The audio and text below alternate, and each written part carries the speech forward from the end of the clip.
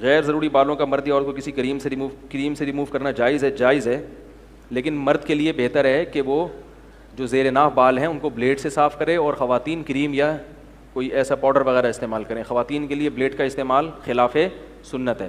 اور یہ جو بغلوں کے بال ہیں ان کو نوچنا سنت ہے. یہ جو بلیڈ سے صاف کرتے ہیں نا یہ اور گھنے پیدا ہو جاتے ہیں. آپ کہیں گے نوچیں کیسے، کھال ادھڑ جائے گی. تو وہ چونکہ بلیڈ سے صاف کر کے اتنے سخت بنا دیے ہوتے ہیں کہ اب نوچنا ممکن نہیں. تو اس کے لیے ویکس وغیرہ لگا کے نا وہ کپڑے سے کھینچیں تو بال جڑ سے اکھڑنا شروع ہو جائیں گے. تو پھر کچھ دنوں میں وہ بالوں کی جڑیں نرم ہو جائیں گی، پھر نوچنا کیا ہوگا، آسان. تو نوچنا بغلوں کے بالوں کا مرد کے لیے بھی عورت کے لیے بھی سنت ہے.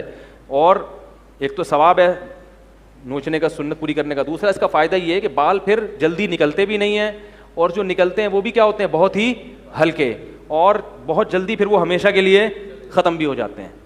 سمجھ رہے ہیں بات؟ جبکہ بلیڈ سے اگر بغلوں کے بال صاف کریں گے تو وہ اور زیادہ بڑھتے چلے جائیں گے، پورا تھائی لینڈ کا جنگل بن جاتا ہے. ہمارے فرماتے ہیں کہ مزدور بہت سے لوگ تو صاف کرتے ہی نہیں نا بلیڈ سے نا.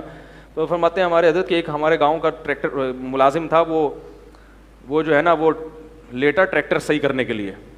تو حضرت تو بہت ہی نفیس تھے نا صفائی میں. میں نے صفائی کی ان کی قصہ، ان کی حضرت کی نظر پڑ گئی اس کی بغلوں پہ، بہت پریشان. فرمایا ایسا لگ رہا تھا کہ جوئیں اور کھٹمل کبڈی کھیل رہے ہیں. ٹھیک ہے، تو پورے تھائی لینڈ کے جنگل بن جاتے ہیں.